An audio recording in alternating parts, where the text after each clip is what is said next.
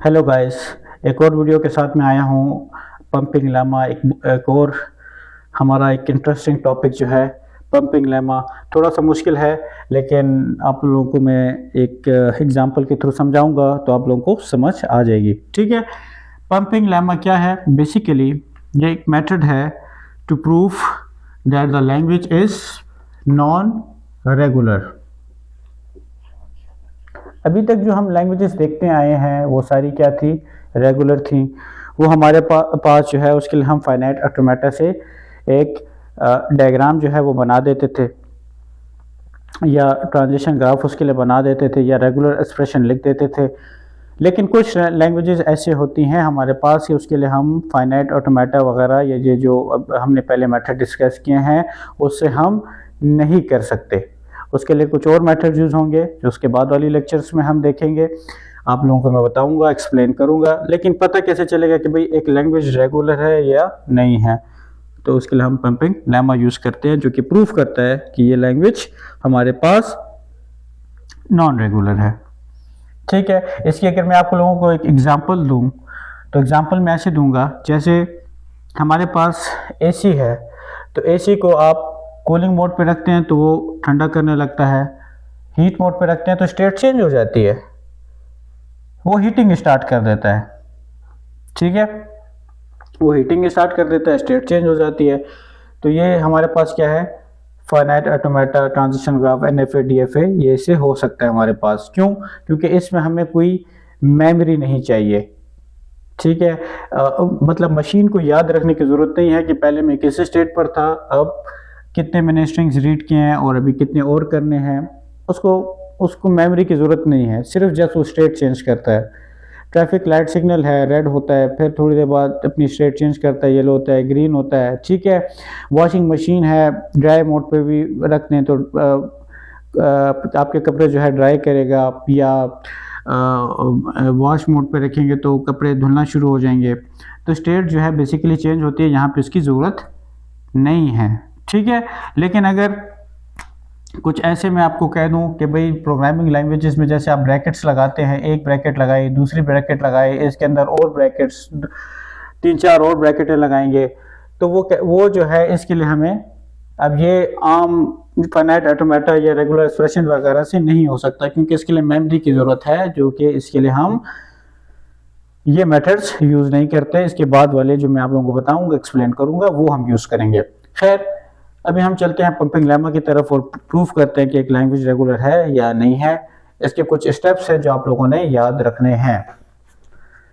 क्या करना है? हमारे पास कोई भी जो स्ट्रिंग गिवन हो, ठीक है, स्ट्रिंग हमारे पास कोई भी है या वर्ड है, उसको आपने क्या करना है? इसको 3 पार्ट्स में डिवाइड करना है, यानी कि x, y और z, सच दैट, यानी इसके 3 स्टेप्स हैं।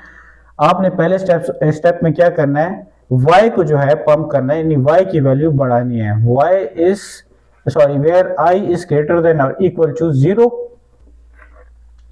दूसरा आपने क्या करना है? y इज ग्रेटर देन और इक्वल टू 0, यानी y जो है 0 नहीं होगा, x और z 0 हो सकते हैं, y 0 नहीं होगा। थर्ड क्या है? x और y इज लेस देन और इक्वल टू पंपिंग लेंथ। अब पंपिंग लेंथ क्या है? बेसिकली आप इसको कह सकते हैं कि हमारे पास, अगर हम सपोज करें कि भाई एक लैंग्वेज हमारे पास रेगुलर है, तो फिर उसका ज़ाहिर है फिर कोई उसका फाइनाइट ऑटोमेटा भी पॉसिबल होगा। यानी अगर एक लैंग्वेज हम सपोज करते हैं कि भाई वो रेगुलर है, उसका फाइनाइट ऑटोमेटा बन सकता है या ट्रांजिशन ग्राफ बन सकता है, तो उसके लिए तो कोई फाइनाइट सेट ऑफ स्टेट्स भी होंगी। ठीक है, वही उसी को हम क्या बोलते हैं? Pumping length. तो पंपिंग लेंथ भी कोई एक नंबर होगा जो आप लोगों को क्वेश्चन में गिवन होगा। लेट्स सपोज मैं एक एग्जांपल लिखता हूं, an और b ऑफ n। अब देखना ये है कि क्या ये रेगुलर लैंग्वेज है या नॉन रेगुलर लैंग्वेज है। लेट्स से कि मैं n की वैल्यू 5 पुट करता हूं, n इज इक्वल टू 5, तो क्या बन जाएगा? 1 2 3 4 5 दफा a आ जाएगा, 5 दफा b आ जाएगा। ओके, अगर मैं इस तरह कर लूं कि पहला स्टेप क्या है मेरा, कि इसको, ये पूरा जो हमारे पास स्ट्रिंग है, इसको हमने क्या करना है? 3 पार्ट्स में डिवाइड करना है, x में, y में और z में। मैं क्या करता हूं कि मैं ان رولز کو دیکھتے ہوئے میں اس کو ایکس وائی اور زیڈ میں ڈیوائڈ کرتا ہوں، لیکن اس چیز کا خیال رکھنا ہے کہ ایکس اور وائی پمپنگ لینتھ سے کم ہو. پمپنگ لینتھ لیٹ سپوز یہاں پہ 5 گیون ہے، تو میں کہتا ہوں کہ بس پمپنگ لینتھ بھی میرے پاس 5 ہے، مطلب کم از کم 5 اسٹیٹس میرے پاس ہوں، ٹھیک ہے، اس سے کم ہو یہ. تو ہمارے پاس ایکس اور وائی جو ملا کے ہیں 5 سے کم ہونے چاہیے. تو یہ میں لے لیتا ہوں ایکس، اور اس والے پورشن کو میں لے لیتا ہوں وائی، اور اس والے پورشن کو میں لے لیتا ہوں زیڈ.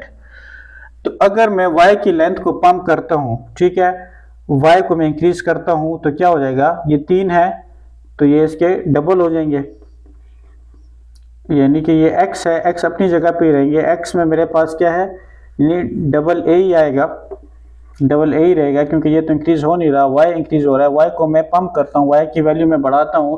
لیٹ سے میں وائی کو 2 کرتا ہوں، تو یہاں پہ کیا ہوگا، 3 اے ہیں تو 6 اے ہو جائیں گے، 1 2 3 4 5 6. زیڈ اپنی جگہ پہ جو بی ہیں وہ اتنے ہی رہیں گے، 1 2 3 4 5. اب دیکھیں کہ اے زیادہ ہو گئے ہیں، بی کم ہو گئے ہیں، تو یہ تو لینگویج کا حصہ رہا ہی نہیں، کیونکہ لینگویج میں تو ہمارے پاس یہ تھا کہ جتنے اے ہونے چاہیے اتنے بیس بھی ہونے چاہیے. تو اس وجہ سے ہم کہتے ہیں کہ یہ جو ہمارے پاس لینگویج ہے، یہ ہمارے پاس نان ریگولر لینگویج ہے. ٹھیک ہے، ایک اور ایگزامپل اگر میں آپ لوگوں کو دوں،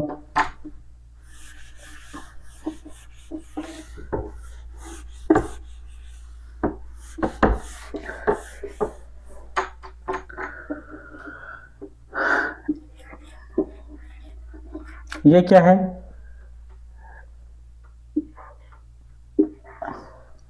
یہ میرے پاس ایک پلنڈروم کی ایگزامپل ہے، مطلب جتنے اے اس سائڈ پر ہونے چاہیے اتنے اے اس سائڈ پہ بھی ہونے چاہیے. تو لیٹ سے میں اس کی لینتھ رکھ لیتا ہوں 10 اور اس کی بھی رکھ لیتا ہوں 10. یہ بی تو اپنی جگہ پہ ہی رہے گا، ٹھیک ہے. لیٹ سے پمپنگ لینتھ میرے پاس ہے 10 ہے، تو میں چلو اس سے تھوڑا سا کم کر دیتا ہوں، 8 کر دیتا ہوں بے شک. اب ایکس اور وائی ملا کے میرے پاس کیا ہونے چاہیے، 8 سے کم ہونے چاہیے.